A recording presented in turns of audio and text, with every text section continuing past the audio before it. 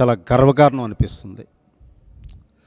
అలాగే నిన్నను Telugu Desam, BJP, Janasena party, Telugu Desam నుంచి జాతీయ కార్యదర్శి వర్ల రామయ్య గారు, బీజేపీ నుంచి అధికార ప్రతినిధి విల్సన్ గారు, జనసేన నుంచి నేను శివశంకర్రావు ప్రధాన కార్యదర్శి సంయుక్తంగా చీఫ్ ఎలక్షన్ కమిషనర్ గారికి ఒక మెమరాండం సబ్మిట్ చేయడం జరిగింది.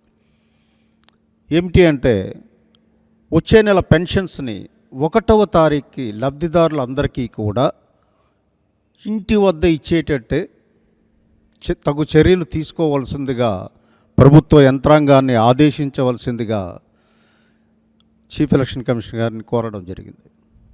ఎందుకు ఏప్రిల్ నెలలో మన పెన్షన్లు చూసేటట్టయితే ఈ ప్రభుత్వం దురుద్దేశపూర్వకంగా పెన్షన్దారులందరినీ కూడా గ్రామ సచివాలయాలకు పంపించి సుమారు 30 మంది మృతికి కారణమైంది.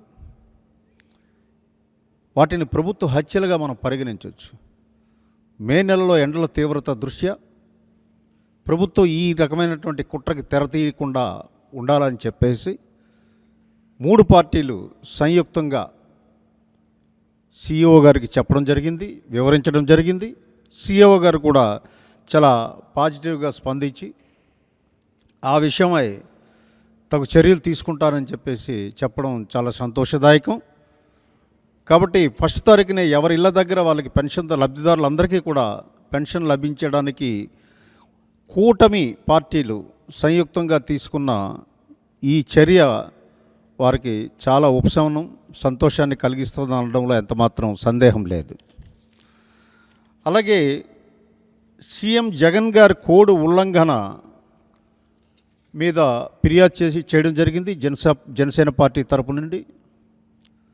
16వ తారీఖు భీమవరంలో ఆయన జనసేన పార్టీ అధ్యక్షుల మీద వ్యక్తిగత దాడులు చేసి కుటుంబ వ్యవహారాల్లో తలదూర్చి మాట్లాడడం జరిగింది. పెళ్ళిళ్ళ మీద విమర్శలు చేస్తూ దాని మీద సిఇఓకి కంప్లైంట్ చేయడం జరిగింది. జనసేన పార్టీ తరపున జనసేన, నేను, ఇతర నాయకులందరం కూడా.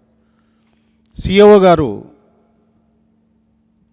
సీఎం జగన్మోహన్ రెడ్డికి వివరణ కోరుతూ లేఖ రాయడం, ఆయన ఇచ్చిన ఈ వివరణని సంతృప్తి చెందక chief election commissioner of India తగు చర్యలు తీసుకోవాల్సిందిగా ఆయన పంపించారని తెలిసి చాలా ఆనందం వేసింది. ఎందుకంటే ఈసీ ఈ దిశగా ఒక పాజిటివ్ సంకేతం, రాష్ట్రంలో ప్రశాంత వాతావరణం, ఫ్రీ అండ్ ఫెయిర్ ఎలక్షన్స్ జరిగే వాతావరణం క్రియేట్ చేయడంలో ముఖ్య భూమిక పోషించడం ముఖేష్ కుమార్ మీనా ఐఏఎస్ గారికి కృతజ్ఞతలు తెలియజేశాం. అలాగే నిన్నను మేము కూటమి నాయకులు అందరూ వెళ్ళేటప్పుడు కూడా కొన్ని విషయాలు వారి దృష్టికి తీసుకొచ్చాం. ముఖ్యంగా వ్యక్తిగత దూషణలు చేస్తున్నటువంటి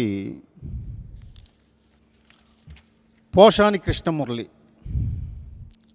ఆయన మెంటల్ కృష్ణలో ఏదో ఒక పాత్ర వేశాడు. అది నిజ జీవితంలో కూడా మెంటల్ కృష్ణే. పవన్ కళ్యాణ్ గారి మీద ఏం మాట్లాడుతున్నాడో ఆ భాష, అది రాక్షస భాష, ఆటవిక భాష, అనాగరిక భాష. అనేక అనుమానాలని కలుగు చేస్తున్నాడు. అంటే ఇంతవరకు అంబటి రాంబాబు కానీ, పేరు నాని కానీ, గుడివాడ ఆ నాయకుడు కానీ, వీళ్ళందరూ మాట్లాడే భాషతో పాటు ఇప్పుడు ఈయన కొద్దిగా తాడేపల్లి ప్యాలెస్ నుంచి ఇన్స్ట్రక్షన్ వచ్చినట్టుంది. ఈయన కొద్దిగా డోస్ పెంచి చాలా చెత్తగా, చెత్తగానే కంటే చండాలంగా మాట్లాడడం జరుగుతుంది. ఆ విషయాన్ని కూడా ఎలక్షన్ కమిషన్ దృష్టికి తీసుకురావడం జరిగింది. అలాగే ఈయన కాపుల గురించి చాలా అభిమానం వ్యక్తం చేస్తూ మాట్లాడడం, అంటే కొత్తగా వైసీపీ నాయకులు కొత్త దీనికి తెరదీశారు. కాపుల మీద విపరీతమైన ప్రేమ వలకబోస్తున్నారు. వాసిరెడ్డి పద్మ గారు కానీ, పోషాన కృష్ణమురళి గారు కానీ. మరి ఏంటో ఈ హఠాత్ ప్రేమ ఎందుకు పుట్టుకొచ్చిందో అది ప్రజలు గమనిస్తున్నారు. అలాగే చిరంజీవి గారిని కూడా వ్యక్తిగత దూషణ చేయడం జరిగింది. 2009లో ఈయనకి చిలకలూరుపేట టికెట్ ఇచ్చేటప్పుడు చిరంజీవి దేవుడు అని చెప్పి పొగిడినటువంటి ఈ వ్యక్తి ఈరోజు చిరంజీవి గారిని ఎవరి ప్రేరేపణలతో ఎవరి దగ్గర ప్యాకేజీ తీసుకుని ఈ రకంగా మాట్లాడుతున్నాడో ప్రజలు అర్థం చేసుకుంటున్నారు. అలాగే మహిళా వాలంటీర్లని పవన్ కళ్యాణ్ గారు ఏదో దూషించారని మాట్లాడతాడు. ఏమయ్యా పవన్ కళ్యాణ్ గారు మాట్లాడింది నువ్వు విన్నావా? నీ చెవులు సరిగ్గా పనిచేసాయా? లేదు, స్క్రిప్ట్ ఏది వస్తే అదే మాట్లాడడానికే నువ్వు అలవాటు పడిపోయావు, డైలాగ్ డెలివరీ చేస్తున్నావా? పవన్ కళ్యాణ్ గారు మహిళా వాలంటీర్ల మీద ఏం మాట్లాడలా. వాలంటీర్లో కొంతమంది వ్యక్తులు, ఇది సరిగ్గా అర్థం చేసుకోవాలి, దుర్వినియోగం చేస్తున్నారు, దాని మీద తగు చర్యలు తీసుకోవాలని మాట్లాడడం జరిగింది. వాలంటీర్ వ్యవస్థ మీద మాట్లాడలేదు. అందులో కొంతమంది వ్యక్తులు వాళ్ళు తన స్థాయిని ఉపయోగించుకుని ఏ రకంగా దుర్వినియోగం చేస్తున్నారు అన్నది సవివరంగా చెప్పారు. అలాగే ఎన్సీఆర్బీ రిపోర్ట్ ప్రకారం 30,000 మంది మహిళలు మిస్సింగ్ అయితే ఈ ప్రభుత్వం చర్యలు